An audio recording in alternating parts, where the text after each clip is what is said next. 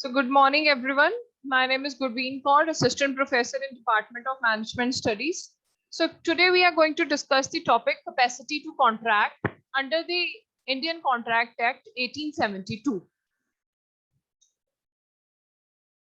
So what does it mean?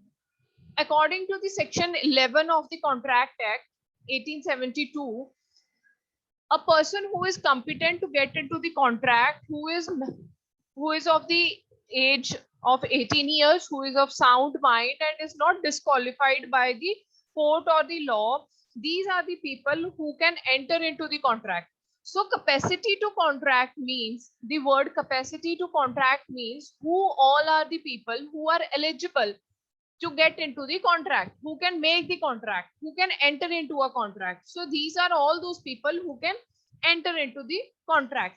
So the definition part, according to the section 11 of the Contract Act, every person is competent to contract who is of the age of majority, means who is of the age of more than 18 years, 18 years or more than 18 years, according to the law to which he is subject, and who is of sound mind.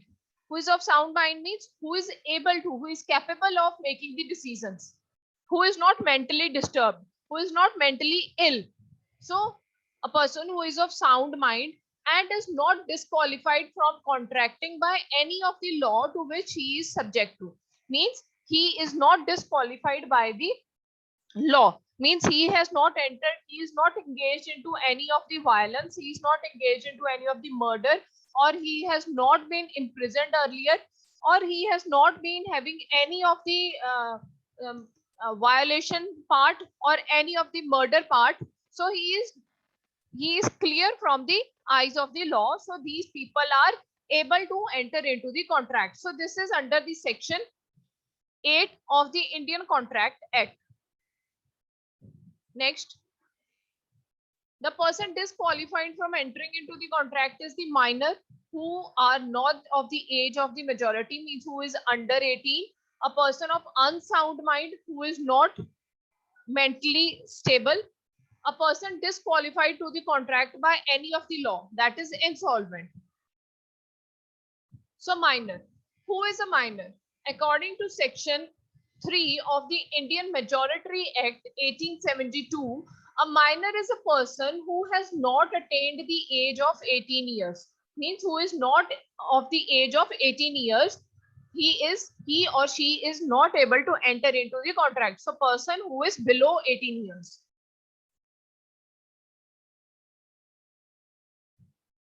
Rules related to agreement with a minor. So if minor enter into a contract or enter into an agreement, so what are the rules which are for the minor person? First rule, the law protects the minor against their own inexperience and against the possible improper design of their more experience. So as they are not at all experienced, so law protect them from all those things. Second rule, the law should not cause unnecessary hardship to the person who deals with the minor. So if any agreement is done with a minor person, so there should not be any hardship related to it. So these are the rules which are related to the agreement with the minor one. Next, minor agreement. An agreement is voidable initio. So an agreement which is done with a minor, that is an void ab initio. So there is a famous case which was with the Mohiri Biwi and Bharmodas Ghosh. So Bharmodas Ghosh, a minor, executed a mortgage of rupees 20,000, declaring himself major, and received rupees 8,000 from Mohiri Biwi, a mortgage. The minor wanted to set aside the mortgage. The mortgage wanted to refund rupees 8,000. It was held that the agreement with the minor was voidable and the question of refunding the money does not arise. So if any of the agreement which is made by the minor, which is made with the minor, that will not be considered as a valid agreement. So that would be void agreement. That would be voidable initio agreement. So any agreement done with the minor will not stand. However, the minor may enforce the agreement against the other party if he has carried out his obligations. Non-rectification. A minor cannot rectify the agreement on attaining the age of the majority which he has entered into the age of the minority.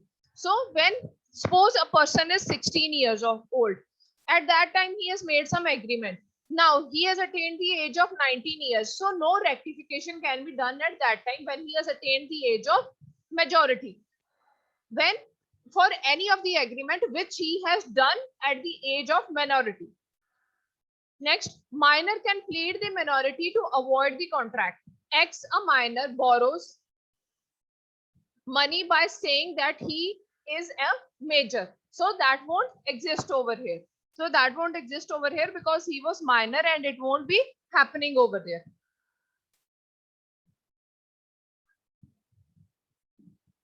Next is, a minor is not liable to restore the property or the goods.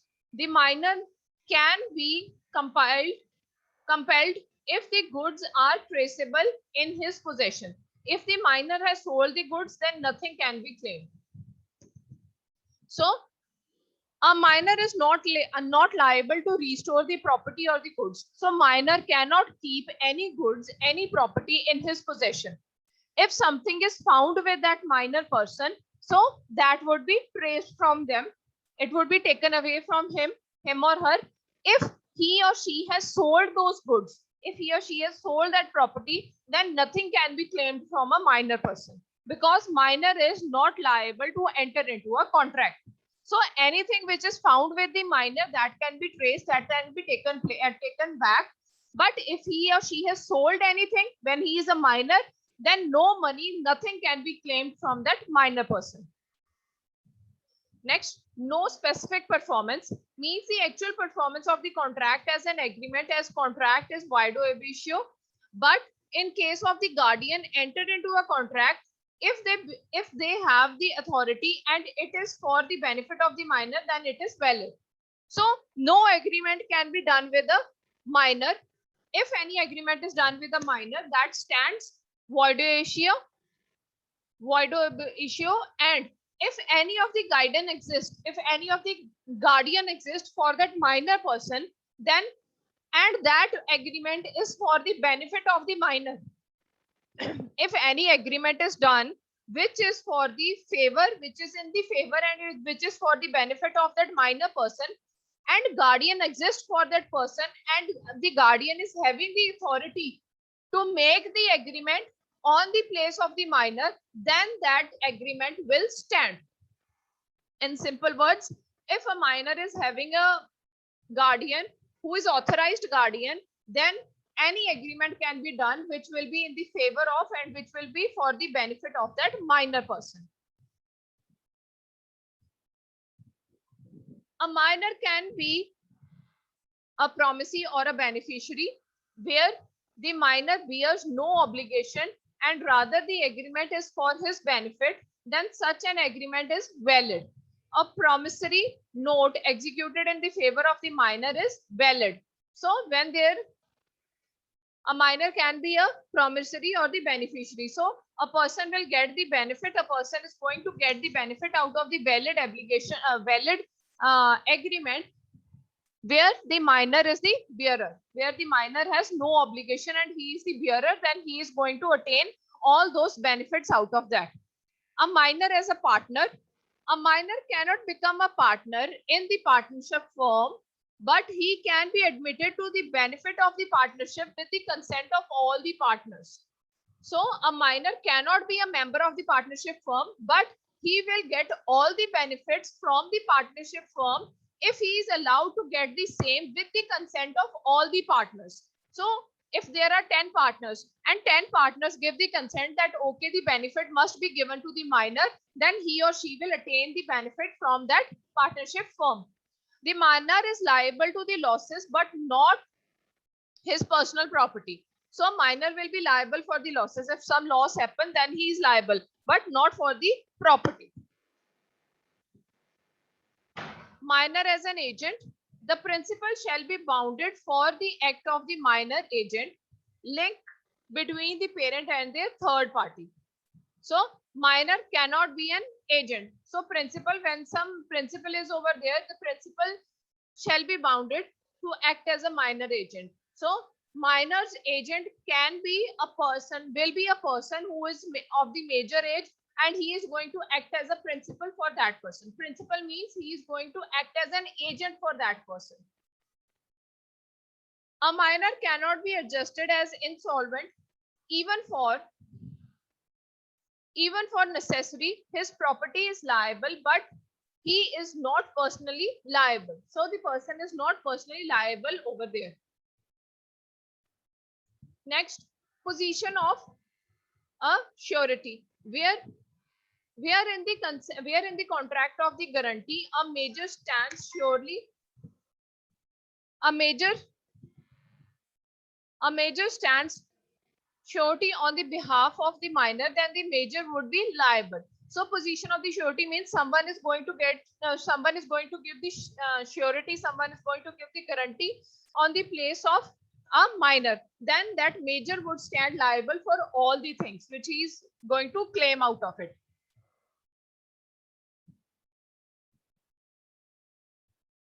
Next, minor's liability for necessaries.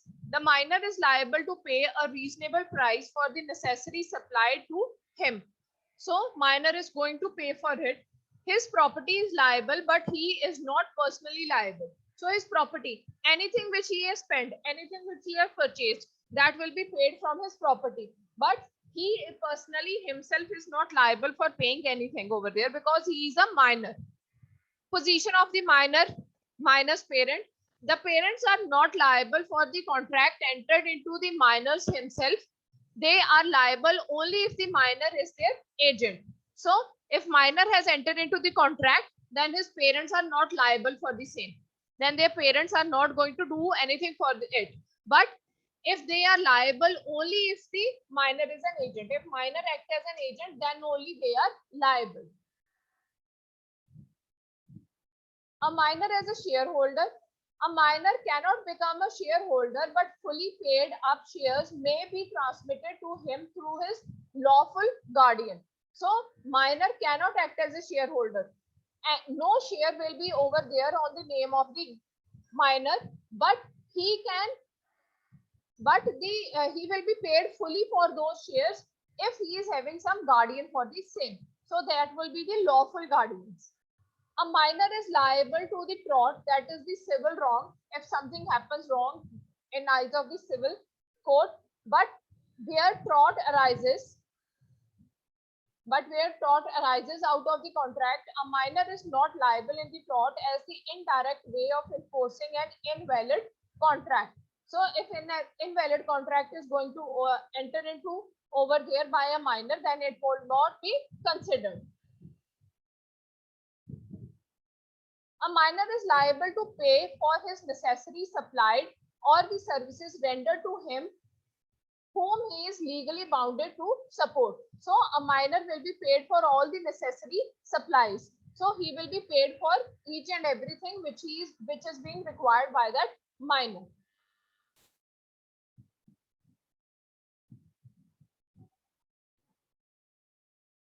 Minor's liability for the necessaries. So necessary is not confined to the food, clothing or shelter, but it also includes the articles and the services which are reasonably necessary for a minor suitable to his conditions in life.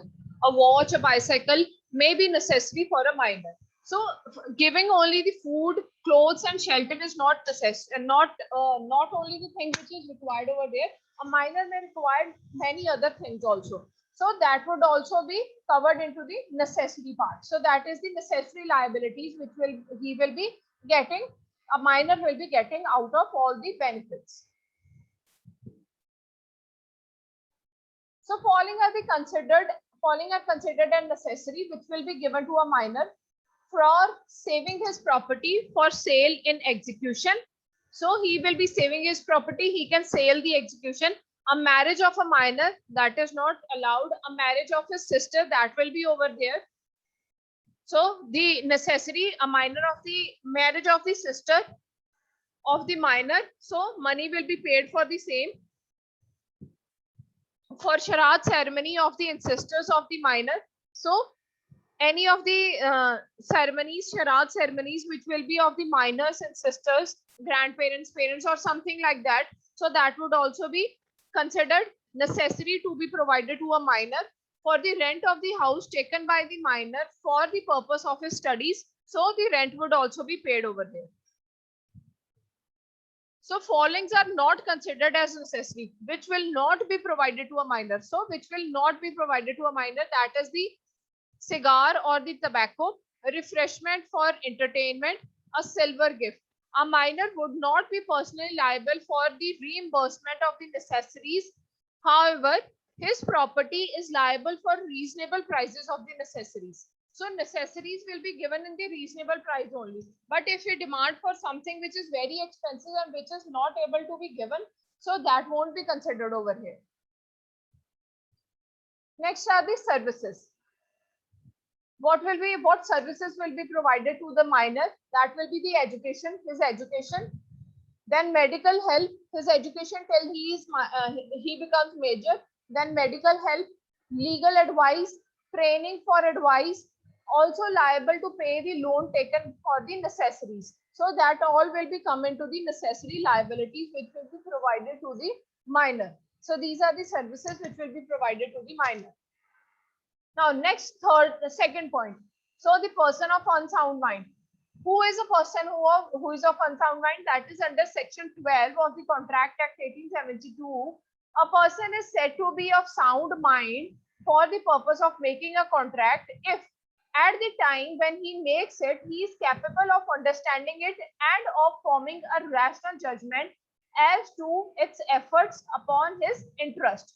So he is able to understand what the contract is, why he is entering into the contract. So he is able to make the judgment, he is able to understand that contract, and then he is going to enter into a contract. This is a person who is of sound mind. Conditions may be categorized as who is of unsound mind. So unsoundness may be categorized as idiots, has completely lost his mental path. So he is not able to make any of the judgment. He is not able to make any of the decision. He has lost his mental path. Lunatic, a person loses his capacity due to the illness of the brain or the mental bodily distress. So a person is into the depression. A person is ill, his brain is not working because of some illness. And drunkenness, a person who is always drunk and he is not able to make any judgment. He is not at all clear with any of the things. So that person won't be making any decisions. So that is a person of unsound mind. Person disqualified from the contract. Who are the person who was disqualified from the contract, who cannot enter into the contract? These are the aligned enemies. Who are the enemies? So dushman we can say. Foreign sovereigns, prior sanction of the central government. So anyone who is coming from the foreign, he won't enter into the contract until and unless central government give them the permission. Corporations, the contract is ultra vires if not in an MOA. MOA means memorandum of association. Any corporation who has not given the memorandum of association, they cannot enter into the contract. Insolvent, all the properties in the hand of the official assigned, he can enter into the contract when the court passes an order of discharge. If any of the property which is under the custody, which is under the submission of the court, and the court gives the permission, then only they can enter into the contract. So that will be insolvent. And convicts, a person who has sentenced to imprisonment cannot enter into the contract during that period. So if any person who is into the jail, so for the time duration when he is in jail, he cannot enter into any of the contract. So that's all with the capacity to the contract. Thank you everyone for patient listening.